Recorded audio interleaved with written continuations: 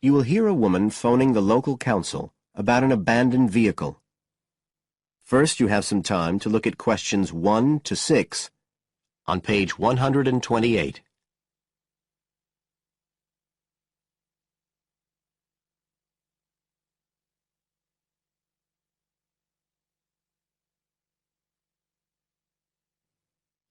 Now we shall begin.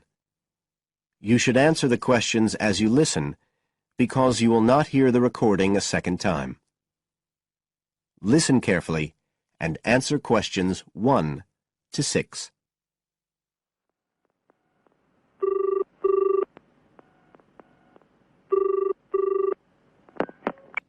Environmental Health Department, Paul speaking.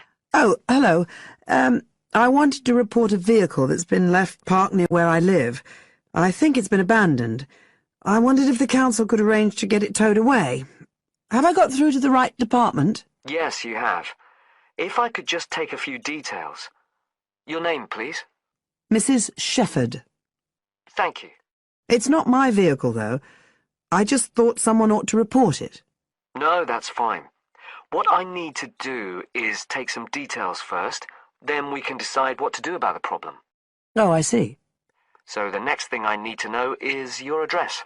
Right, it's 41 Lower Green Street. Yes? Barrowdale. And the postcode's WH4 5JP. Fine. And if I could just ask for a telephone number? It's 01778 552387. I'm out quite a lot, but you can just leave a message on the answer phone if you need to. Or I could give you my mobile number. That's all right, don't worry. Now, could you tell me a little more about this vehicle? You say it's been abandoned. Well, it certainly looks like it. Can you give me an idea of where it is? Yes, it's near the main road that goes through Barrowdale. Is that the A69? Yes, that's right. Now, there's the primary school just towards the end of the village, and then next to that, next to the children's playground, there's a field, and it's in there. Oh. I wonder how it got in there. Well, there's a gate to allow farm machinery in and out. I thought something ought to be done about it. The children from the school might start playing in the vehicle and lock themselves in or something. Yes, you are quite right to report it. And what type of vehicle are we talking about here? It's a van, actually. You know, the sort with just a couple of little windows at the back. Right. You don't happen to know the make and model, do you? Oh, yes. I went and had a look and got all the details. I thought you might need them. I'm surprised the school hasn't contacted you about it. Anyway, I wrote the details down. Right. It's a Catala, and the model's a Flyer 2000. Is that Flyer? That's right. Very good. And the colour? Well, it's not all that easy to see because it's absolutely filthy. And actually, it looks as if it's had a paint job at some stage. It's blue, but you can just see white underneath where it's been scratched. Right. Well, I'll just make a note of the present colour, and if you could just tell me the vehicle number. Did you make a note of that? Oh, yes. It's S322GEC. Okay. Before you hear the rest of the conversation, you have some time to look at questions 7 to 10 on page 128.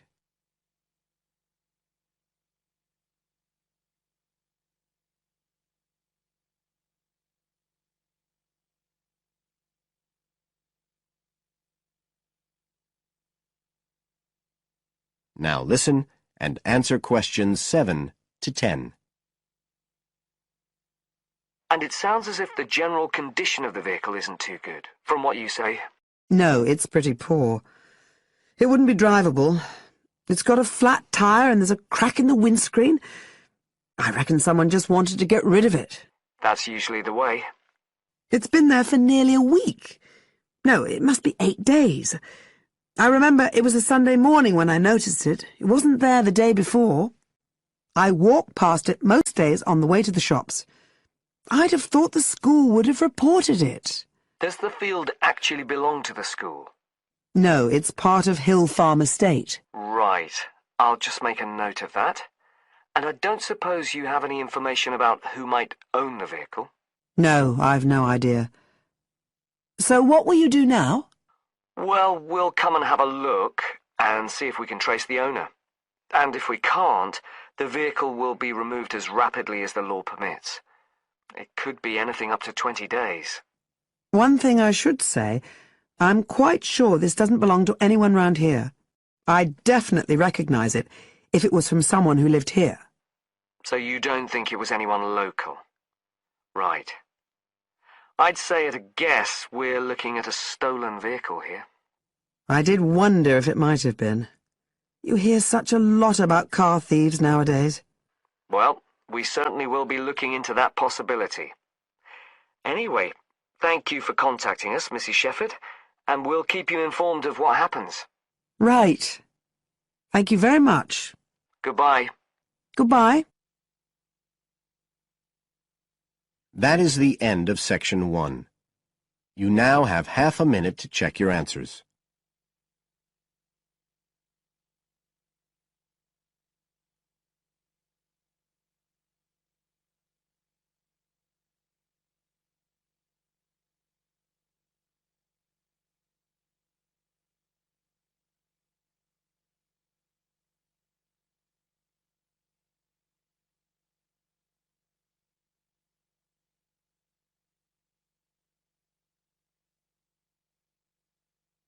Now turn to Section 2 on page 129.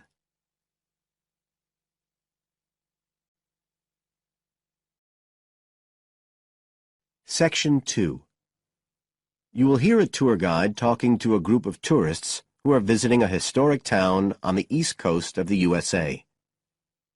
First, you have some time to look at questions 11 to 17 on page 129.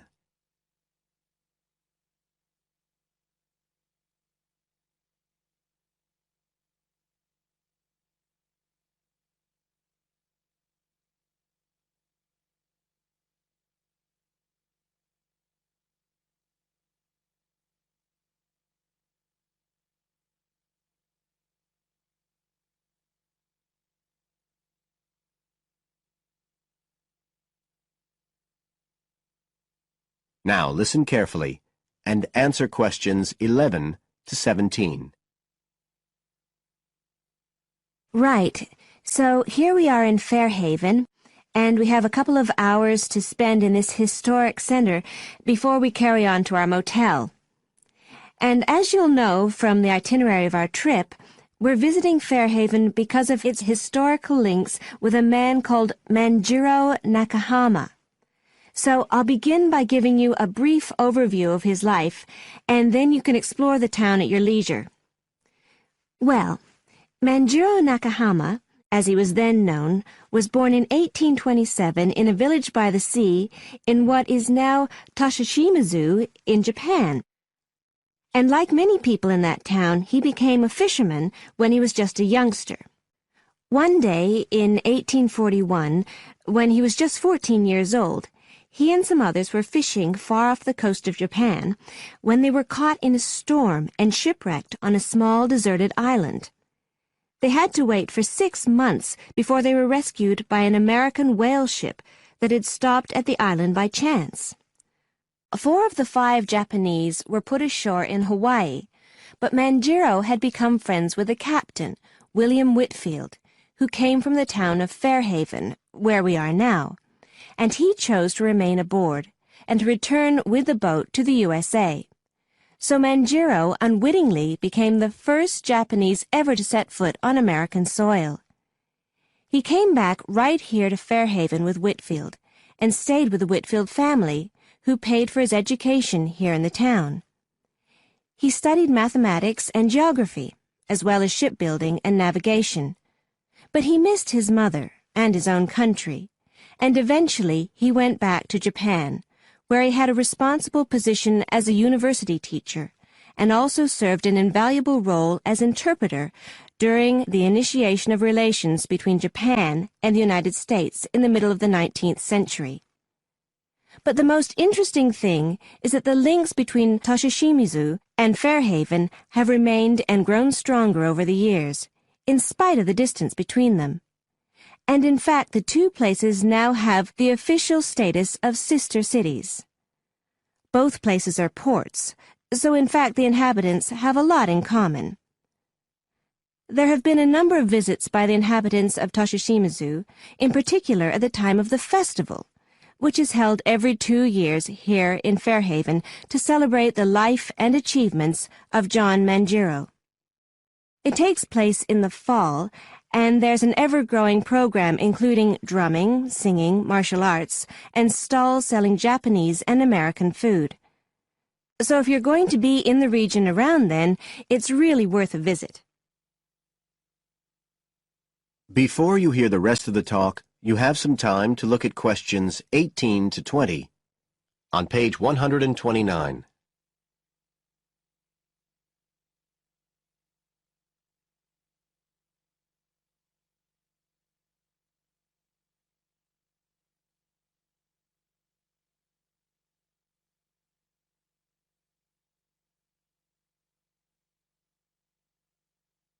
Now listen and answer questions 18 to 20.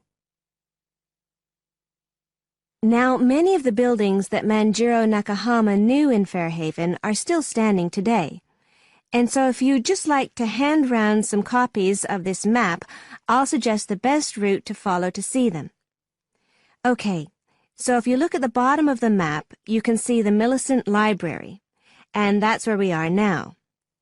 Now, to follow the John Manjiro Trail, you go out of here along Center Street and then head up Main Street until you get to Pilgrim Avenue.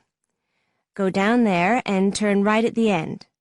Go straight on, and just on the corner with Oxford Street, you'll see a 2-story house. This is the Whitfield family house, and this is where Manjiro first stayed when he came to Fairhaven. It's still a private residence, so please respect the owner's privacy. Okay, now if you carry on along Oxford Street, then turn left at the end, you'll come to North Street, and about halfway down there is what's known as Old Oxford School. This was the very same school that Manjiro attended when he lived here. It was considered to be the best school in town because of the quality of the building. Unusually, it was built of stone, and the quality of the teaching. Nowadays, it's usually closed, except on special occasions. Go on to the end of North Street and turn the corner onto Adams Street. If you follow the road down back towards the library, you go round a couple of sharp bends, and on the second of these, you can see the School of Navigation, which Manjiro also attended. And if you follow the road on, you'll soon find yourself back here at the library. And I'd suggest you spend some time looking around that too, if you have any time left. Right. Now, does anyone have any questions? That is the end of section 2. You now have half a minute to check your answers.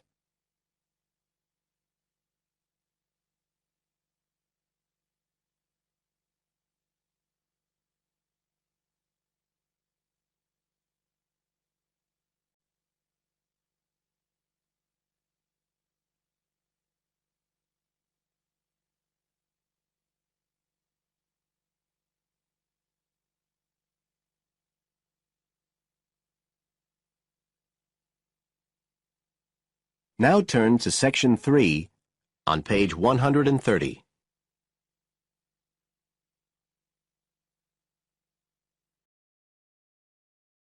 Section 3. You will hear part of an interview between Dr. Hilsden, a member of staff on a fashion design course, and a student, Julia, who is applying to do the course. First, you have some time to look at questions 21 to 23 on page 130.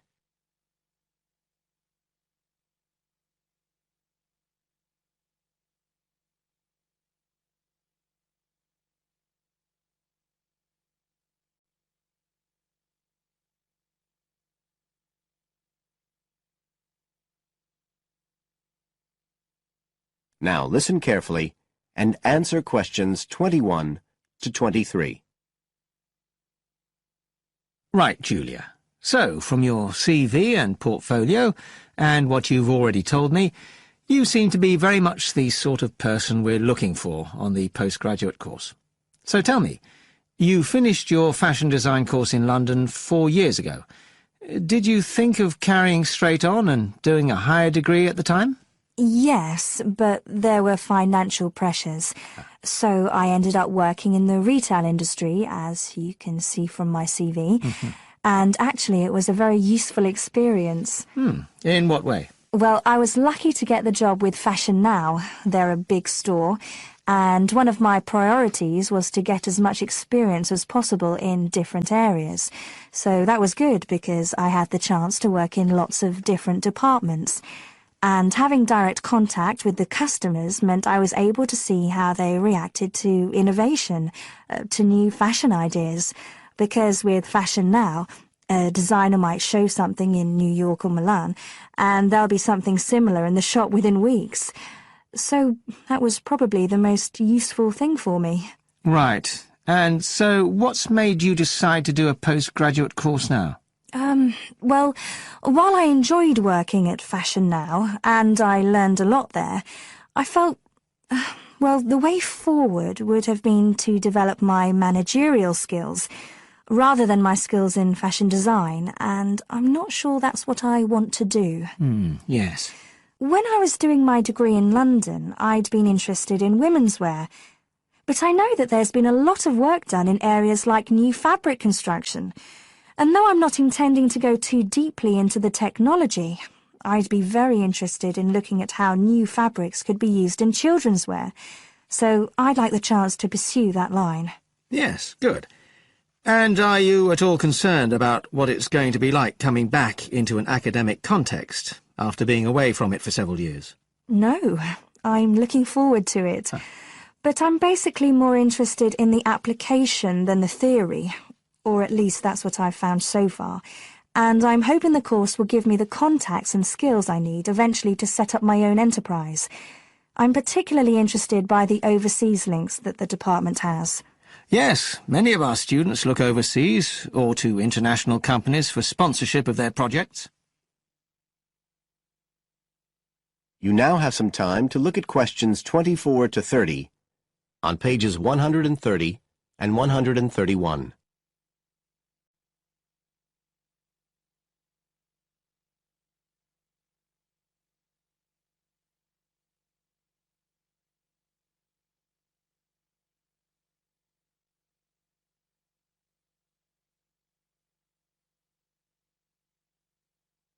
Now listen and answer questions 24 to 30. And the facilities here look excellent. I just went to look at the library. It's really impressive. There's so much room compared with the one at my old university. Yes, most students find it's a good place to study. And there are link-ups to other universities, of course, and all the usual electronic sources. The staff run an information skills programme, which we recommend all postgraduates do in the first week or two. Design students find these special collections particularly useful. Yes. Then we have a separate computer centre, which has its own academic coordinator, Tim Spender. He's got a background in art design, and the ethos of the centre is that it's a studio for innovation and creativity, rather than a computer laboratory. Oh, right. I liked the study spaces where students can sit and discuss work together. Very useful for joint projects. We always had to do that sort of thing in the cafeteria when I was an undergraduate. And I read in the brochure that there's a separate resource for photography. Yes, it's called Photomedia. It's not just for photography, but things like digital imaging and new media. It's a resource for all our students, not just fashion design. And we encourage students to work there, producing work that crosses disciplinary boundaries. It's well used. In fact, it's doubled in size since it was set up 3 years ago. And we also have an offshoot from that, which is called Time-Based Media. This is for students who want to develop their ideas in the area of the moving image or sound. That's in a new building that was specially built for it just last year. But there are plans to expand it, as the present facilities are overstretched already. Right. Now, is there anything you'd like to ask about the course itself? I know it's a combination of taught modules and a specialist project, but how does assessment fit in?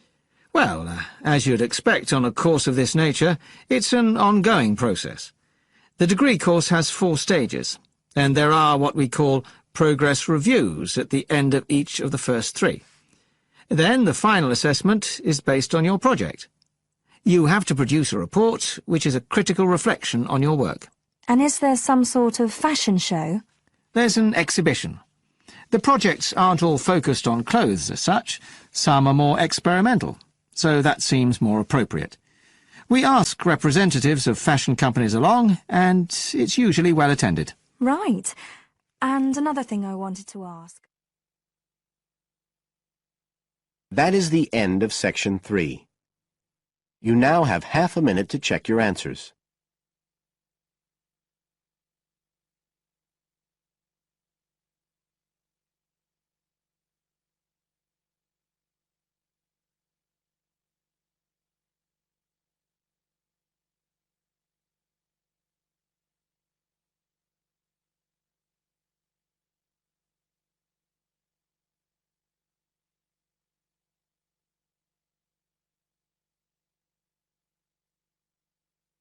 Now turn to Section 4, on page 131.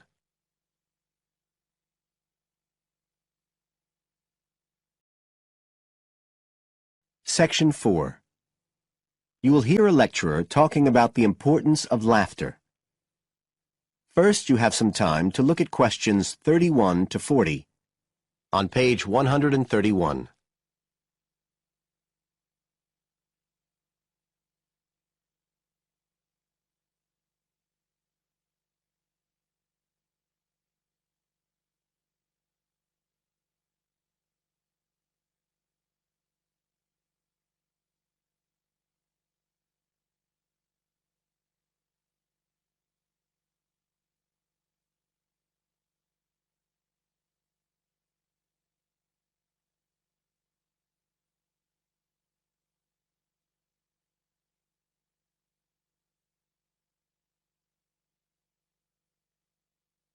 Now listen carefully and answer questions 31 to 40.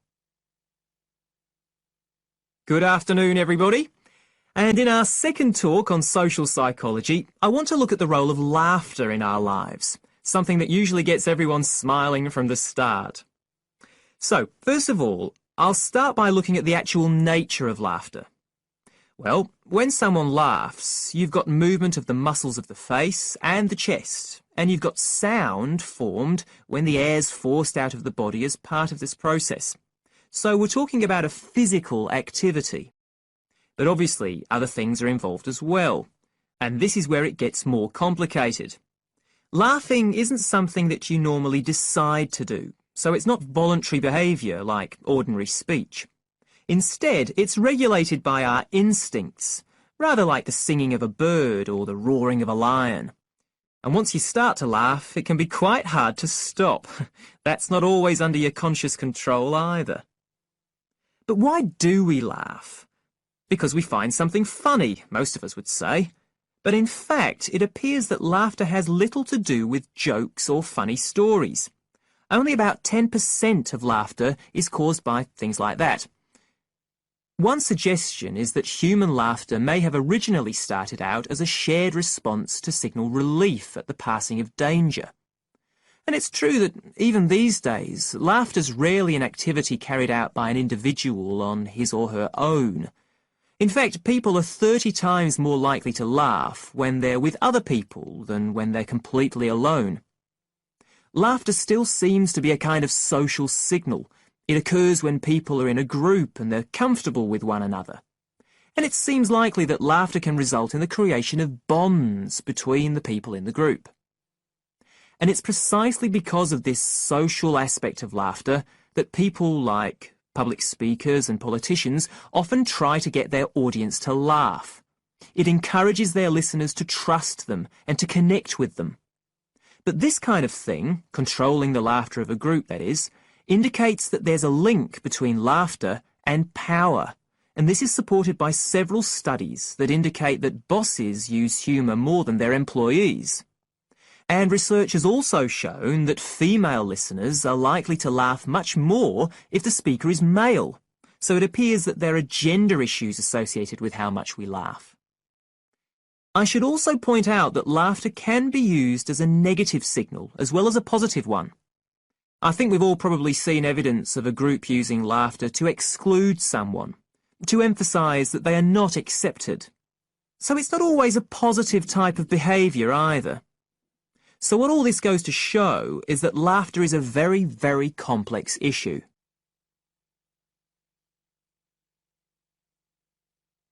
It does appear, however, that laughter has definite benefits. If we look first at the psychological aspects, we know that people often tend to store negative emotions such as anger, sadness and fear, rather than expressing them. And it seems that laughter provides a harmless way for the release of these emotions.